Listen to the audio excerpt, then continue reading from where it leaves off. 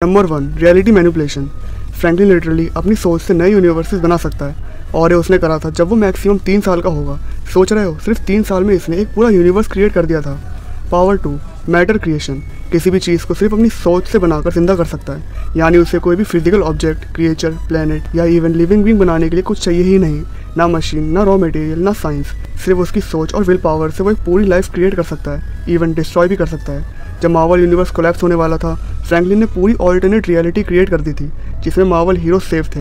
इसको heroes reborn universe कहते हैं। ये एक सेल्फ सस्टेनिंग यूनिवर्स था, जिसमें अपने laws of physics, galaxies, planet सब कुछ इंक्लूडेड थे। ऑनस्लॉट सागा के बाद जब कई हीरोज मर गए थे, फ्रैंकलिन ने उन्हें दोबारा life the by creating a new version of reality. मतलब कि डेड लोगों का क्लोन नहीं, उन्हीं हीरोज को वापस जिंदा किया, उनके इमोशंस, मेमोरीज और आइडेंटिटी के साथ। Power 3, future vision.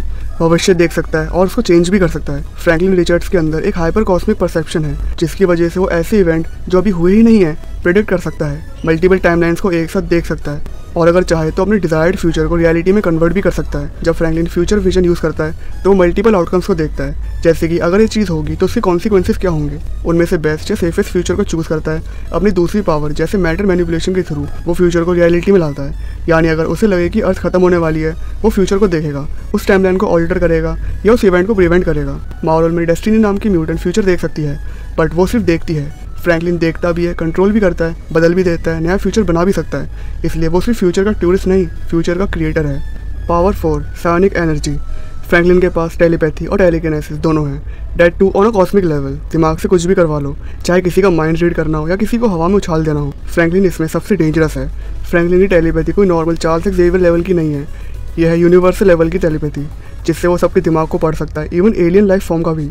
दूर बैठ के मेंटल लिंक क्रिएट कर सकता है, जिसे हम कहते हैं क्रॉस प्लैनेट कम्युनिकेशन। एक प्लैनेट से दूसरे प्लैनेट तक कम्युनिकेट करना। किसी के थॉट्स मैनिपुलेट कर सकता है, माइंड में इल्यूशन क्रिएट कर सकता है। दिख रहा है कि कुछ हो रहा है, बट वो सब दिमाग का खेल है। फ्रैंकलिन की टेलीकिनेसिस पहाड़ों को हवा में उछाल सकती है, बिल्डिंग्स कोलैप्स करा सकती है, एनिमीज को छुए बिना उन्हें क्रश कर सकती है। Power 5, immortality. इमोर्टैलिटी जिसका मतलब है कभी नहीं मरने वाला इंसान, और जब ये चीज़ एक ओमेगा लेवल म्यूटेंट के पास हो तो समझ जाना गेम ओवर है। इमोर्टैलिटी जब मौत भी हार मान जाए। फ्रैंकलिन रिचर्ड्स की कुछ ऑल्टरनेट टाइमलाइंस और फ्यूचर स्टोरी लाइन्स में देखा गया है कि वो कभी बूढ़ा नहीं होता, कभी बीमार नहीं पड़ता और कभी मरता नहीं। फ्रैंकलिन ने एक बार गैलेक्टस को अपना हेराल्ड बना दिया था,